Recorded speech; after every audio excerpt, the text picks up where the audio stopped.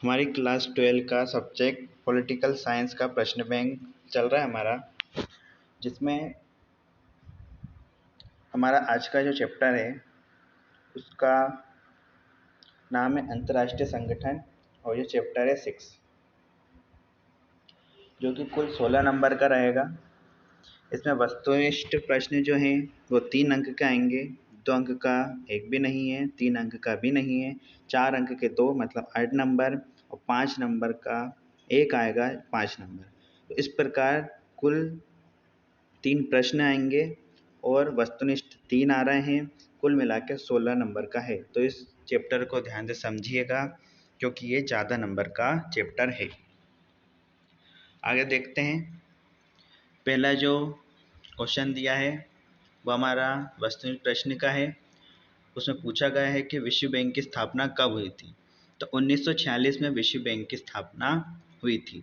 अंतर्राष्ट्रीय मुद्रा कोष में कितने कार्यपालक निर्देशक होते हैं। तो 24 कार्यपालक निर्देशक होते हैं। तीसरा खालिस्तान दिया है। संयुक्त राष्ट्र दिवस कब मनाया जाता है। तो संयुक्त राष्ट्र दिवस 24 अक्टूबर को मनाया जाता है। यूनेस्को महानिदेशक का कार्यकाल कितने वर्ष का होता है। तो 6 वर्ष का होता है। अंतर्राष्ट्रीय मुद्रा कोष की स्थापना 1945 में हुई थी। तो ये 1 नंबर के क्वेश्चन थे जो कि निम्न प्रकार हैं और इसको हमको अच्छे से समझना है। हमारा क्वेश्चन स्टार्ट होता है 6 नंबर से। इसमें पूछा गया है कि संयुक्त राष्ट्र के कोई 4 उद्देश्य या लक्ष्य लिखिए। तो संयुक्त राष्ट्र संघ के निम्नलिखित 4 उद्देश्य व लक्ष्य हैं। इसमें पहला दिया है कि आगामी पीढ़ियों की युद्ध से रक्षा करना।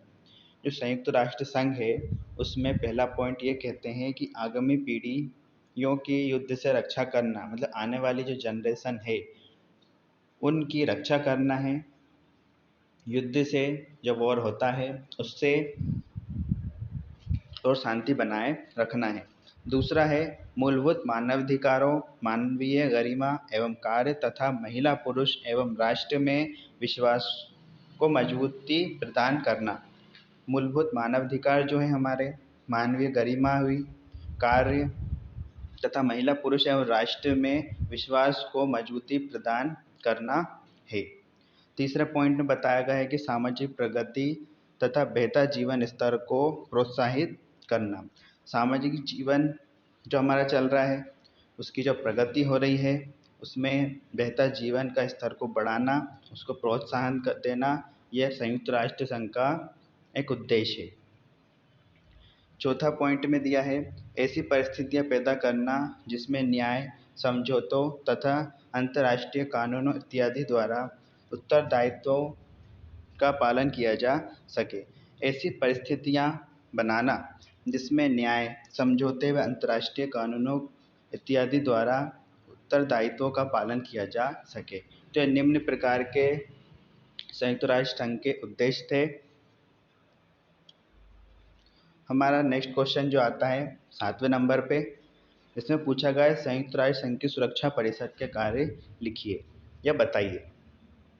तो सुरक्षा परिषद के संयुक्त राष्ट्र संघ जो है उसके कार्य हमको बताना है, जिसमें दिया गया है संयुक्त राष्ट्र संघ की सुरक्षा परिषद का उद्देश्य अंतर्राष्ट्रीय शांति एवं सुरक्षा की स्थापना करना है। इसके 4 कार्य निम्नलिखित हैं। अंतर्राष्ट्रीय शांति, पूरे विश्व भर की शांति बनाए रखना एवं सुरक्षा की स्थापना करना, पूरे देश में सुरक्षा की स्थापना करना, यह इसका प्रमुख कार्य है, जिसमें 4 कार्य निम्नलिखित बताए गए हैं। तो पहला है विश्व में किसी देश द्वारा शांति भंग करने पर उसके खिलाफ कठोर कार्यवाही करना। विश्व में किसी देश द्वारा अगर कोई शांति भंग करता है कोई सा देश, तो उसके खिलाफ कठोर कार्रवाई की जा सकती है। ये संयुक्त राष्ट्र संघ करता है।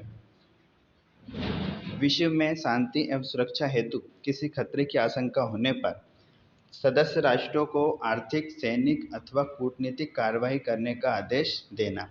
विश्व में शांति एवं सुरक्षा की अगर आशंका होती है, उस पर खतरा मंडराता है, तो सदस्य देश जो रहते हैं उसमें आर्थिक तौर पर, सैनिक तौर पर और कूटनीतिक कार्रवाई करने के आदेश संयुक्त राष्ट्र संघ की सुरक्षा परिषद करता है। तीसरा पॉइंट है अनुशासन भंग करने वाले किसी भी सदस्य देश को संयुक्त राष्ट्र संघ की सदस्यता से वंचित करने की सिफारिश करना। अनुशासन भंग करने पर किसी सदस्य देश को संयुक्त राष्ट्र संघ की सदस्यता से वंचित करने की सिफारिश करना। अगर कोई देश अनुशासन भंग करता है या शांति भंग करता है या किसी प्रकार की आशंका होती है तो संयुक्त राष्ट्र संघ की सदस्यता से उसे वंचित करने की सिफारिश की जा सकती है। चौथे पॉइंट में बताया गया है कि किसी नए देश को संयुक्त राष्ट्र संघ की सदस्यता दिलाने हेतु महासभा को इस संदर्भ में अपनी सिफारिश करना। अगर कोई नया देश इसकी सदस्यता चाहता है तो उसकी सिफारिश भी संयुक्त राष्ट्र संघ की सुरक्षा परिषद कर सकती है। नेक्स्ट क्वेश्चन है हमारा, संयुक्त राष्ट्र संघ के चार्टर को संक्षेप में समझाइए। 26 जून 45 को संयुक्त राष्ट्र संघ के घोषणा पत्र को 50 देशों के प्रतिनिधियों द्वारा हस्ताक्षरित किया गया था। 26 जून 1945 को संयुक्त राष्ट्र संघ की घोषणा पत्र जो घोषणा हुई थी उसमें 50 देशों के प्रतिनिधि मतलब बड़े अधिकारी या प्रधानमंत्री या राष्ट्रपति द्वारा हस्ताक्षरित मतलब हस्ताक्षर किए गए थे। संयुक्त राष्ट्र संघ आधिकारिक रूप से 24 अक्टूबर 1945 को अस्तित्व में आया। 26 जून 45 को हस्ताक्षर हुए और 24 अक्टूबर 45 को वह अस्तित्व में आकर सबके सामने आ गया था। संयुक्त राष्ट्र संघ घोषणा पत्र एक चार्टर एक संविधान है। जिस प्रकार प्रत्येक देश का एक संविधान होता है उसी प्रकार संयुक्त राष्ट्र संघ का अपना स्वयं का एक संविधान जिसे चार्टर या घोषणा पत्र कहते हैं, जिसमें उन उद्देश्यों एवं सिद्धांतों का उल्लेख किया गया है जिन पर संयुक्त राष्ट्र संघ का संपूर्ण संगठन आधारित है। जिस प्रकार प्रत्येक देश के संविधान में उनके उद्देश्य सिद्धांत लिखे होते हैं उसका उल्लेख किया जाता है, वैसे ही संयुक्त राष्ट्र संघ के चार्टर या घोषणा पत्र में उल्लेख किया गया है। चार्टर एक समझौता पत्र भी है, इसे एक समझौता पत्र भी कह सकते हैं। संयुक्त राष्ट्र संघ की सदस्यता लेने हेतु प्रत्येक देश को इस चार्टर पर हस्ताक्षर करके इसका समादर करने के प्रति अपनी प्रतिबद्धता व्यक्त करनी पड़ती है। अगर कोई देश इसकी सदस्यता लेना चाहता है तो वे इस घोषणा पत्र पर हस्ताक्षर करेगा। वह उनके जो उद्देश्य और सिद्धांत हैं उनका आदर करते हुए अपनी प्रतिबद्धता व्यक्त करेगा कि मैं इसका पालन करूँगा, जैसे हम किसी चीज़ की शपथ लेते हैं। इस घोषणा पत्र में 19 अध्याय तथा 111 अनुच्छेद हैं। संयुक्त राष्ट्र संघ के इस घोषणा पत्र की मूल प्रति अमेरिका के राष्ट्रीय पुरालेखागार में सुरक्षित रखी गई है। इसकी जो मेन प्रति है वे घोषणा पत्र जो है उसकी जो मूल प्रति है वो अमेरिका में सुरक्षित रखी गई है। तो इस प्रकार से संयुक्त राष्ट्र संघ के चार्टर अथवा घोषणा पत्र जो कि एक संविधान की तरह है, उसका उद्देश्य उसके सिद्धांतों के बारे में हमने जाना। नेक्स्ट क्वेश्चन है कि संयुक्त राष्ट्र संघ की वीटो पावर निषेधाधिकार शक्ति से आप क्या समझते हैं? वीटो का अर्थ निषेधात्मक वोट है।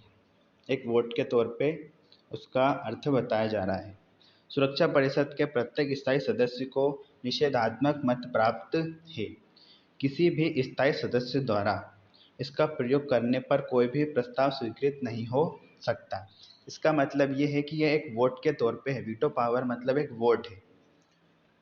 इनका कहना है कि किसी भी स्थायी सदस्य द्वारा इसका प्रयोग करने पर कोई प्रस्ताव स्वीकृत नहीं हो सकता। सरल शब्दों में कहा जा सकता है कि सुरक्षा परिषद के प्रत्येक सदस्य देश का एक वोट होता है और जितने भी सदस्य से जुड़े हुए हैं वो एक वोट की तरह कार्य करते हैं। प्रक्रिया संबंधित मामलों में फैसले हेतु 15 में से 9 सदस्यों द्वारा सकारात्मक मतदान करना परम आवश्यक होता है। प्रक्रिया संबंधित मामले किसी भी मामलों पर अगर कोई सुनवाई होती है या कोई निर्णय लिया जाता है तो 15 सदस्यों में से 9 सदस्यों द्वारा सकारात्मक मतदान करना परम आवश्यक होता है, तभी वे लागू होता है। प्रमुख मामलों में भी नो वोट का निर्णय के पक्ष में पढ़ना जरूरी होता है। प्रमुख मामले मतलब बाकी मामलों में भी नो वोट का निर्णय के पक्ष में जो नो वोट होते हैं उनने जो पक्ष लिया हुआ है उसको पढ़ना जरूरी होता है, तभी वो क्लियर होता है। इसके साथ ही पांचों सदस्यों की सहमति भी आवश्यक होती है। 5 सदस्य जो इसके स्थायी सदस्य हैं उनकी भी सहमति आवश्यक होती है।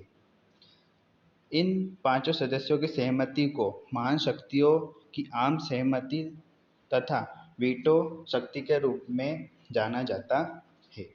इसको कहा जा रहा है कि महान शक्तियों की आम सहमति। इस तरह वीटो पावर अपना दायित्व निभाते हैं। वह 15 में से 9 सदस्यों की हाँ होनी चाहिए, तभी कोई कार्य किया जा सकता है, जब भी कोई प्रक्रिया संबंधित मामलों पर फैसला लिया जा सकता है। हमारा नेक्स्ट क्वेश्चन है, यूनेस्को के प्रमुख कार्यक्रमों को लिखिए।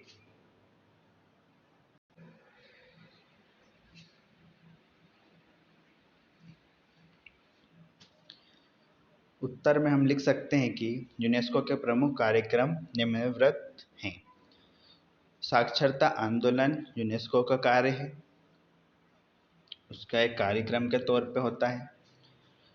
दूसरा पॉइंट में आता है संयुक्त राष्ट्र संघ तथा मानवीय अधिकारों के संबंध में शिक्षण। तीसरे में अनिवार्य शिक्षा तथा शिक्षा मानदंडों को ऊपर उठाना। चौथे में वैज्ञानिक तथा शिक्षा संबंधी विशेषज्ञों को एकत्रित करना। यूनेस्को संयुक्त राष्ट्र संघ का ही एक काम करने के लिए बनाया गया एक दल कह सकते हैं। यूनेस्को संयुक्त राष्ट्र संघ के साथ ही कार्य करता है, जिसमें कुछ निम्न टॉपिक लिए गए हैं जिस पर इसकी कार्रवाई की जाती है, जो कोई कार्यक्रम चलाया जाता है। साक्षरता आंदोलन, किसी भी चीज़ की साक्षरता अगर बताना है, साक्षरता उत्पन्न करना है, उसका आंदोलन यूनेस्को द्वारा किया जाता है। संयुक्त राष्ट्र संघ तथा मानवीय अधिकारों के संबंध में शिक्षण भी यूनेस्को ही करता है। अनिवार्य शिक्षा को अनिवार्य करना तथा शिक्षा मानदंडों को ऊपर उठाना, शिक्षा को ऊपर उठाने का काम भी यूनेस्को का है। वैज्ञानिक तथा शिक्षा संबंधी विशेषज्ञों को एकत्रित करने का कार्य भी यूनेस्को द्वारा होता है। आगे दिया गया है वैज्ञानिकों, कलाकारों तथा शिक्षकों के कार्य को एक किया जाना तथा अंतर्राष्ट्रीय सद्भावना हेतु उत्तम परिस्थितियां उत्पन्न करना। वैज्ञानिकों, कलाकारों व शिक्षकों के कार्य को एक किया जाना तथा अंतर्राष्ट्रीय सद्भावना हेतु उत्तम परिस्थितियां उत्पन्न करना भी यूनेस्को का ही कार्य है।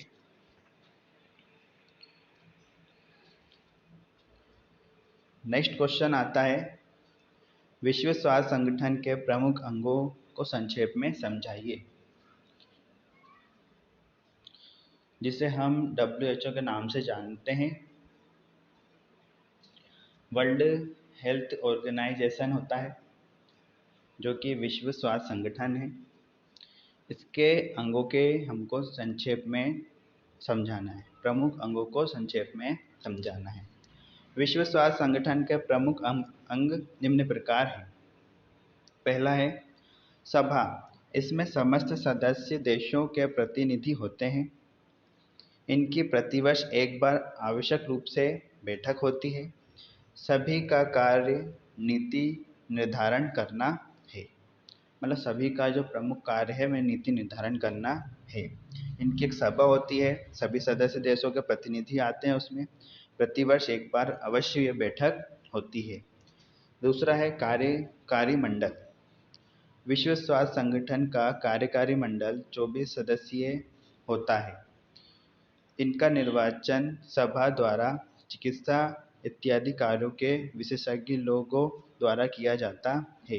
इसकी बैठक आवश्यक रूप से प्रति 2 वर्ष बाद होती है। कार्यकारी मंडल जो होता है उसमें बताया गया है कि विश्व स्वास्थ्य संगठन का कार्यकारी मंडल 24 सदस्यों का होता है। इनका निर्वाचन सभा द्वारा चिकित्सा इत्यादि कार्यों के विशेषज्ञ लोग द्वारा किया जाता है। इसकी बैठक आवश्यक रूप से प्रति 2 वर्ष बाद होती है। तीसरे पॉइंट में बताया गया है सचिवालय, जिसमें कहा जा रहा है कि विश्व संगठन के सचिवालय में एक महानिदेशक तथा उसका कर्मचारी वर्ग होता है। महानिदेशक विश्व स्वास्थ्य संगठन के प्रशासनिक एवं तकनीकी कार्यों की देखभाल करता है। इसका प्रमुख कार्यालय जिनेवा में स्थित है। वर्तमान में हांगकांग के डॉक्टर मार्गरेट चान इसके महानिदेशक पद पर आसीन है। सचिवालय जैसे किसी भी गवर्नमेंट ऑफिस का सचिवालय होता है, उसी प्रकार WHO विश्व स्वास्थ्य संगठन का भी है, जिसमें एक महानिदेशक होता है और उनके साथ काम करने वाले कर्मचारी होते हैं। ये एक संगठन जो होता है ये प्रशासनिक और तकनीकी कार्यों की देखभाल करता है। इसका प्रमुख कार्यकाल जो है जेनेवा है, ये एक IMP है। क्वेश्चन है, वर्तमान में हांगकांग के डॉक्टर मार्गरेट चान इसके महानिदेशक पद पर आसीन है। इसमें आगे बताया गया है कि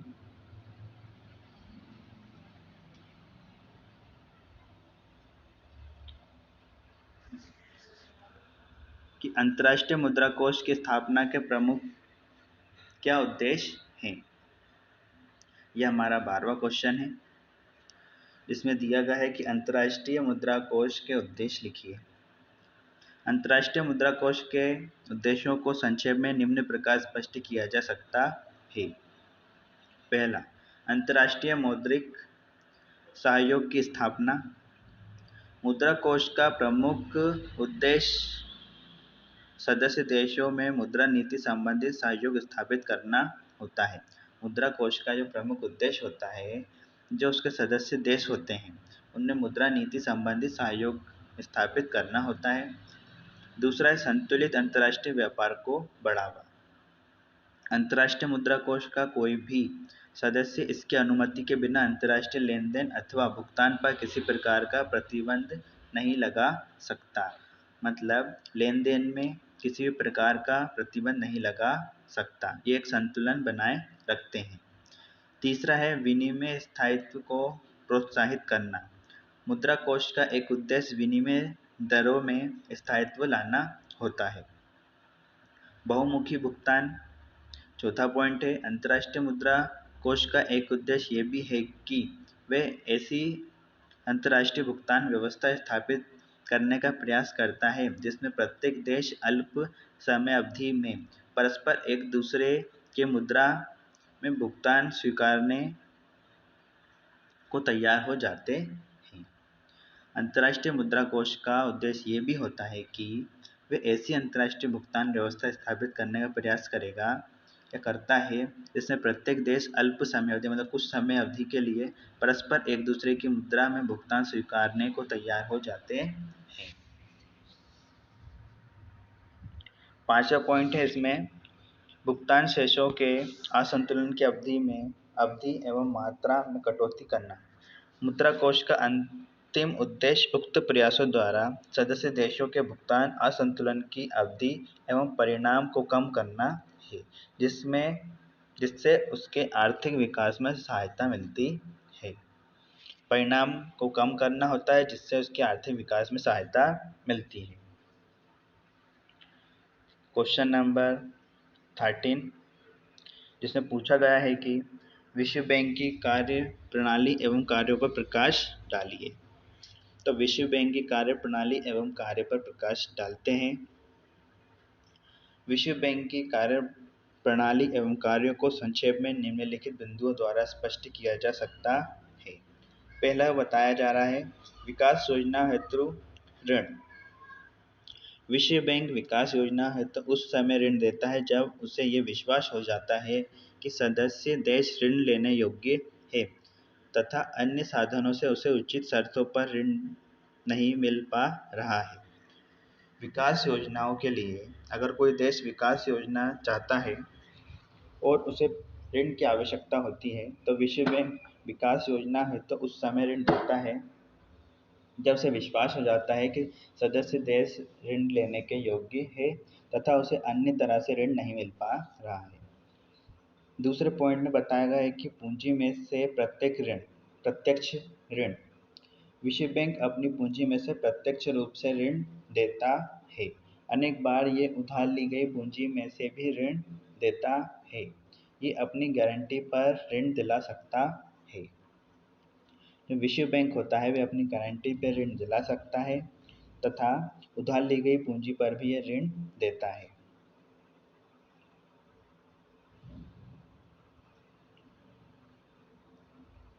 तीसरे पॉइंट में बताया गया कि भुगतान की मुद्रा। जब विश्व बैंक किसी देश को गारंटी पर ऋण दिलाता है तो ऋण देने वाला भुगतान करते समय उसी मुद्रा का उपयोग करेगा जिसमें ऋण लिया गया था। मतलब विश्व बैंक जब ऋण दिलाता है या गारंटी लेता है तो ऐसा कहा जाता है कि जो देश जिस मुद्रा में ऋण लेता है उसे उसी मुद्रा में वापस करना होता है। जैसे भारत का रुपया है तो उसे रुपया में ही वापस करना है, वो डॉलर में वापस नहीं कर सकते। ठीक है। चौथे पॉइंट पे आता है ब्याज। विश्व बैंक अपने कोषों में दिए गए ऋण पर सदस्य देशों से समय समय पर निर्धारित दरों से ब्याज वसूलता है। जब ऋण हम लेते हैं तो विश्व बैंक समय समय पर जो दर निर्धारित की जाती है उस पर ब्याज लेता है। पांचवें पॉइंट में कहा गया है कि तकनीकी सहायता एवं आर्थिक समस्याओं का समाधान। विश्व बैंक सदस्य देशों को अपने आर्थिक विशेषज्ञों से उनकी स्थिति का सामान्य पर्यवेक्षण कराकर उन्हें तकनीकी मदद देता है। इसके अलावा वे उनकी आर्थिक समस्याओं को हल करने में भी सहायक होता है। अगर किसी देश को किसी प्रकार की मदद की आवश्यकता होती है तो वे अपने विशेषज्ञों से उनकी स्थिति का सामान्य पर्यवेक्षण कराता है कि ऐसी समस्या है कि भी नहीं है, उन्हें तकनीकी मदद भी देता है। इसके अलावा वे आर्थिक समस्याओं को हल करने में भी सहायक होता है। हमारा जो नेक्स्ट क्वेश्चन है 14, उसमें पूछा गया है कि संयुक्त राष्ट्र संघ में भारत का क्या योगदान है। हमने संयुक्त राष्ट्र संघ पढ़ा है और उसमें हमारे भारत का क्या योगदान है उसके बारे में हमको जानकारी देखना है। तो संयुक्त राष्ट्र संघ में भारत का योगदान। भारत संयुक्त राष्ट्र संघ का प्रबल समर्थक है। हमारा जो भारत देश है वो संयुक्त राष्ट्र संघ का प्रबल मतलब बहुत मजबूत समर्थक है अतः वह उसमें पूर्ण आस्था रखता है, उसका समादर करता है। संयुक्त राष्ट्र संघ में भारत के योगदान अथवा भूमिका को निम्न प्रकार से स्पष्ट किया जा सकता है। कुछ पॉइंट हैं जिससे स्पष्ट हो जाता है कि वे उसका समादर करता है, पूर्ण आस्था रखता है। पहला पॉइंट है संयुक्त राष्ट्र संघ के आदेशों का परिपालन। संयुक्त राष्ट्र संघ के जो आदेश होते हैं उसमें भारत परिपालन करता है। भारत 30 अक्टूबर 45 को संयुक्त राष्ट्र संघ का सदस्य बना था। इम्पोर्टेंट लाइन है, 30 अक्टूबर 45 को संयुक्त राष्ट्र संघ का सदस्य बना था। उसने प्रारंभ से ही संयुक्त राष्ट्र संघ के आदेशों का परिपालन किया है। उदाहरण 1948, 1965, 1961 में संयुक्त राष्ट्र संघ के आदेश पर ही भारत ने युद्ध विराम किया था। हमें ज्ञात होगा कि 48 में, 65 में, 61 में युद्ध किए गए थे। भारत द्वारा युद्ध हुए थे दूसरे देशों से, जो कि संयुक्त राष्ट्र संघ के कहने पर विराम किया था भारत ने। दूसरा पॉइंट में आता है अंतर्राष्ट्रीय समस्याओं के समाधान तथा विश्व शांति की स्थापना में सहायता। भारत ने अंतर्राष्ट्रीय समस्याओं के समाधान में भी साथ दिया है और विश्व शांति की स्थापना में भी सहायता की है। भारत ने संयुक्त राष्ट्र संघ के साथ मिलकर अनेक अंतर्राष्ट्रीय समस्याओं के समाधान में निर्णायक भूमिका का निर्वहन किया है। उदाहरण के लिए कोरिया, हिंद चीन, कांगो तथा मिस्र इत्यादि देशों की समस्याओं को हल करने में भारत का योगदान दुनिया से छिपा हुआ नहीं है। कोरिया, हिंद चीन, कांगो तथा मिस्र आदि देशों में भी कुछ समस्याएं हुई थी जिसमें भारत ने बढ़ चढ़कर भाग लिया था और योगदान दिया था, जो कि बात दुनिया से छुपी नहीं है। तीसरे पॉइंट में कहा जा रहा है कि संयुक्त राष्ट्र संघ के संगठन में सहायक। भारत ने शुरू से ही संयुक्त राष्ट्र संघ की कार्यप्रणाली तथा उसके संगठन में सहभागिता की है। वर्तमान में लगभग 140 भारतीय संयुक्त राष्ट्र संघ के सचिवालय में कार्यरत हैं। भारतीय लोग 140 के तौर पर सचिवालय में कार्यरत हैं।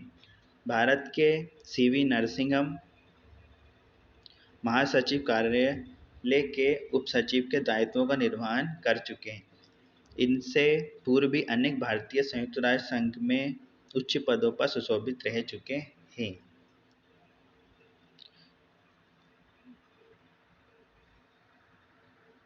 हमारा नेक्स्ट पॉइंट आता है 4th नंबर पे। उसमें बताया गया है संयुक्त राष्ट्र संघ को विश्वव्यापी संगठन बनाने का प्रयास। भारत ने सदैव यह प्रयास किया है कि विश्व के सभी देश संयुक्त राष्ट्र संघ के सदस्य बने। भारत चाहता है कि यह संगठन विश्वव्यापी बने, जिससे यह दुनिया में शांति स्थापित करने में प्रभावी भूमिका का निर्वहन कर सके। एक समय था जब संयुक्त राज्य अमेरिका तथा सोवियत रूस अन्य देशों को संघ का सदस्य बनाने में रुकावट पैदा कर रहे थे, लेकिन भारत ने दोनों देशों को सहमत करके 18 नए देशों को संयुक्त राष्ट्र संघ की सदस्यता दिलाई, जिसमें जनवादी चीन भी सम्मिलित था। वर्तमान में संघ की सदस्य संख्या 193 हो गई है तथा इसमें भारत का निश्चित रूप से महत्वपूर्ण योगदान रहा है। संयुक्त राष्ट्र संघ को विश्वव्यापी संगठन बनाने में भारत का महत्वपूर्ण योगदान है। वह चाहता है कि संगठन विश्वव्यापी बने, सभी देश उससे जुड़ें और संयुक्त राज्य अमेरिका, सोवियत संघ अन्य देशों को सदस्य बनाने में रुकावटें पैदा कर रहे थे पहले, लेकिन भारत ने दोनों देशों को समझाया और 18 नए देशों को संयुक्त राष्ट्र संघ की सदस्यता दिलाई, जिसमें चीन भी शामिल है। 5वां पॉइंट कहता है साम्राज्यवाद एवं उपनिवेशवाद का विरोध। भारत ने संयुक्त राष्ट्र संघ में उपनिवेशवाद तथा साम्राज्यवाद का तीव्र विरोध किया है। जिन राष्ट्रों ने अपने आप को साम्राज्यवाद के चंगुल से मुक्त कराने हेतु संघर्ष किया, उनका भारत ने पुरजोर समर्थन किया है। तो इस प्रकार कुछ पॉइंट हैं जो कि संयुक्त राष्ट्र संघ में भारत के योगदान को प्रदर्शित करते हैं। तो हमारे चैप्टर के जो प्रश्न बैंक के IMP क्वेश्चन थे वो लगभग पूरे हुए हैं। ये मोस्ट IMP क्वेश्चन है जो कि हमारे एग्ज़ाम में आने के हैं। उम्मीद है आप लोगों को अच्छे से क्लियर हुआ होगा। सभी क्वेश्चन हमने लगभग पूरा अच्छे से कर लिए हैं।